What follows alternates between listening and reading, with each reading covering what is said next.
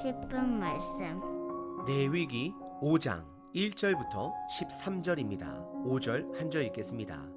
이 중 하나에 허물이 있을 때에는 아무 일에 잘못하였노라 자복하고, 계속해서 속죄 제사에 대해 살펴보고 있습니다.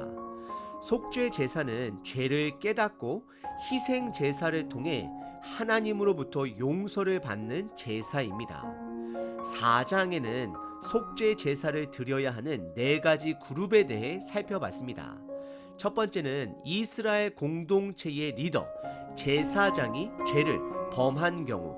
두 번째는 온 이스라엘 회중, 즉 공동체 전체가 죄를 범한 경우. 세 번째는 각 지파의 리더, 즉 족장이 죄를 범한 경우. 그리고 마지막 4번째는 평민이 죄를 범한 경우를 살펴봤습니다.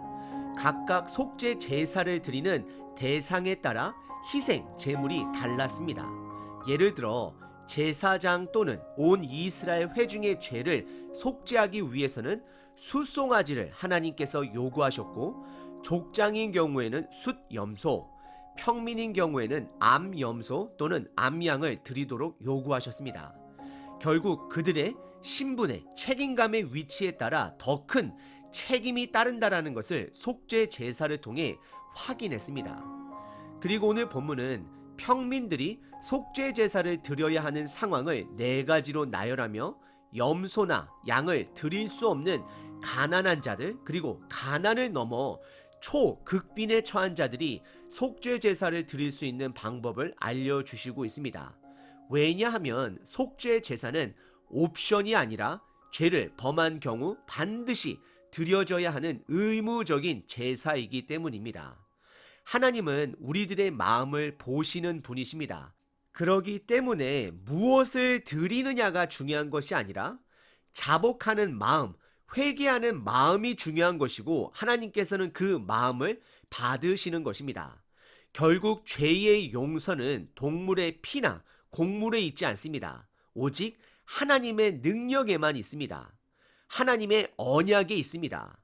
오늘 본문을 통해 나에게는 하나님께 자복하는 마음이 있는지, 그리고 나의 어떤 죄 또한 내가 진심으로 자복했을 때에 반드시 나의 죄를 용서해 주시는 하나님의 능력을 믿고 있는지를 점검해 보시길 바랍니다. 여러분들의 어떠한 죄도 용서해 주십니다. 문제는 여러분들이 자복하셔야 되고 회복을 위해 나아가는 삶을 살아가야 하는 것입니다. 오늘 본문은 크게 두 부분으로 나눌 수 있습니다. 첫 번째는 이스라엘 백성들이 속죄 제사를 드려야 하는 상황을 4가지로 나열하고 있습니다. 두 번째는 가난한 자들이 드릴 수 있는 속죄 제사법을 알려주십니다. 첫 번째 부분은 1절서부터 6절까지 이스라엘 평민들이 속죄 제사를 드려야 하는 상황 4가지를 나열하고 있습니다.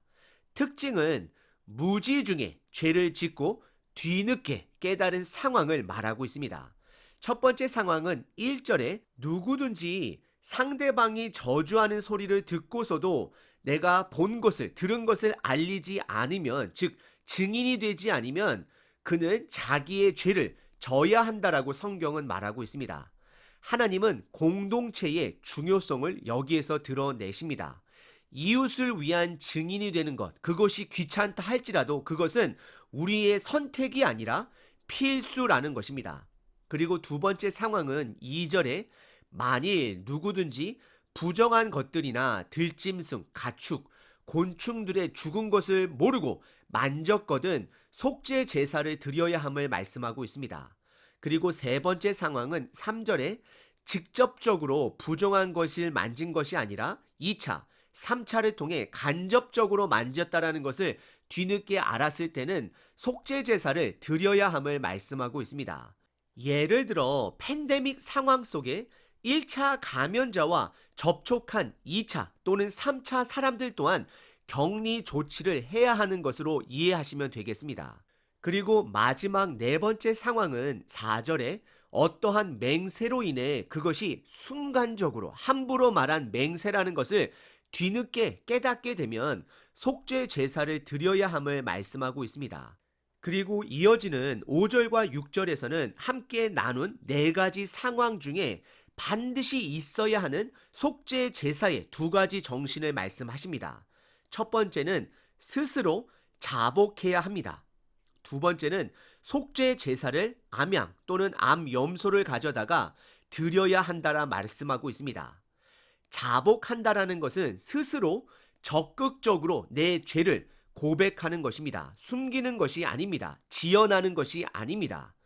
실질적으로 내가 나의 죄를 깨달았을 때는 먼저 나의 죄를 인정해야 합니다. 그리고 적극적으로 죄를 고백해야 합니다. 대상은 하나님께 그리고 내가 죄를 범한 사람에게 자복해야 하는 것입니다.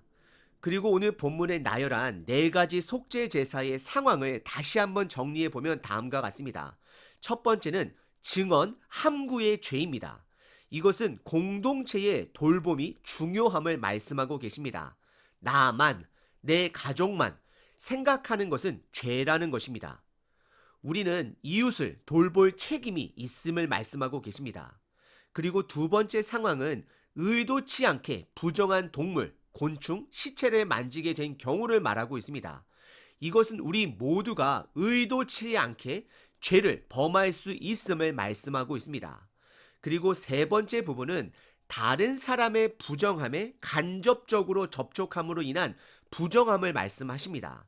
이것은 죄의 심각한 전염성을 말씀해 주십니다.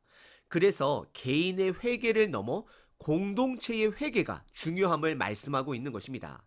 그리고 마지막 네 번째는 섣부른 맹세로 인한 속죄 제사, 우리의 연약함을 드러내고 있습니다. 우리는 순간적으로 감정이나 여러 가지 요인으로 인해 맹세하는 우리들의 자신을 삶 속에서 발견합니다.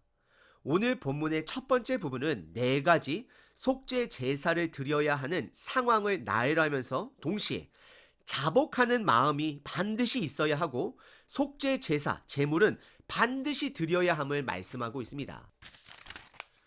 그리고 오늘 본문의 두 번째 부분은 7절서부터 13절까지 가난한 자들이 드릴 수 있는 속죄 제사법을 하나님께서 알려주십니다.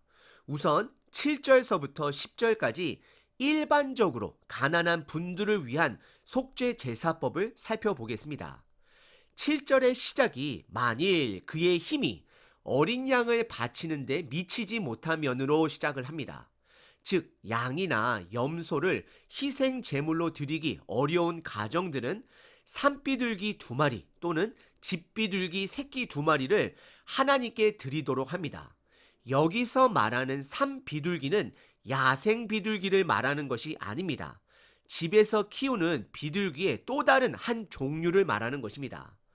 5대 모든 제사의 원칙은 집에서 가축을 하는 동물을 하나님께 드리는 것을 원칙으로 합니다.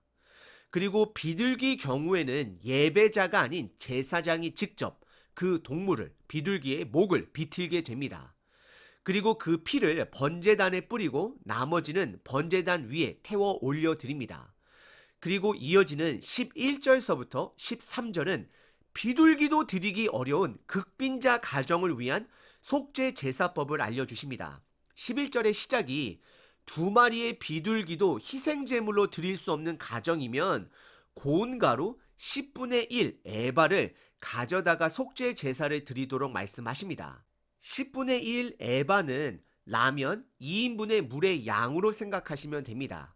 그리고 하나님은 그 가정을 생각하셔서 값이 나가는 기름 또는 유향을 11절에 보시게 되면 사용하지 못하게 하십니다. 하나님의 섬세하신 배려하심을 확인할 수 있습니다. 그리고 제사장은 한 웅큼을 제단 위에 태워 하나님께 올려드립니다. 오늘 본문의 두 번째 부분은 가난한 가정, 극빈에 처한 가정을 위한 속죄 제사법을 알려주셨습니다. 우리는 여기서 두 가지 사실을 깨닫게 됩니다. 첫 번째, 속죄 제사는 부자이던 가난한 자이던 모두가 하나님께 드려야 하는 의무적 제사입니다. 그래서 하나님께서 가난한 자들을 위한 특별한 속죄 제사법을 알려주셨습니다. 두 번째는 죄의 용서의 능력은 우리가 드리는 희생 제물에 동물이나 곡물에 있지 않습니다. 하나님의 전적인 능력에 있습니다. 그리고 동시에 우리의 적극적인 자복하는 마음이 우리의 온전한 희생 제물이 됨을 말씀해 주시고 있습니다. 오늘 본문은 4가지 속죄 제사를 드려야 하는 상황과 가난한 분들을 위한 속죄 제사법을 하나님께서 알려주셨습니다. 오늘 본문을 통해 크게 3가지 하나님의 마음을 깨달을 수 있습니다. 첫 번째, 하나님은 공동체의 회복을 원하십니다. 그래서 우리는 증언의 역할을 해야 하고 나로부터 시작된 죄뿐만 아니라 2차, 3차 전달되는 죄 또한 우리들이 공동체 안에서 함께 해결해야 하는 것입니다. 한 사람의 죄는 그 공동체의 죄가 될 수 있음을 기억하셔야 합니다. 한 사람의 코로나 바이러스가 한 나라, 온 세계에 질병이 될 수 있음을 우리는 경험했습니다. 이제는 공동체의 회복을 바라봐야 합니다. 그리고 2번째 하나님의 마음은 죄를 심각하게 다루신다라는 것입니다. 하나님은 죄 또는 죄의 결과들을 가볍게 보지 않습니다. 왜냐하면 죄의 결과는 결국 하나님과의 단절, 즉 영적 사망으로 이어지기 때문입니다. 그래서 속죄 제사는 반드시 드려야 하는 의무적 제사가 되는 것입니다. 3번째는 죄의 용서는 전적인 하나님의 능력의 은혜에 있습니다. 그리고 우리가 나의 죄를 자복할 때 그것이 나의 온전한 희생 제사가 되는 것입니다.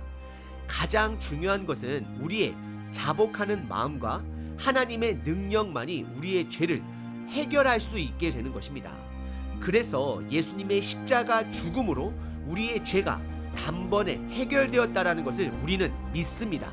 오늘 하루 어제의 나로 살지 마시고 예수님 안에서 새로운 나의 삶으로 살아있는 속죄 제사를 드리시는 저와 여러분 되시길 바랍니다.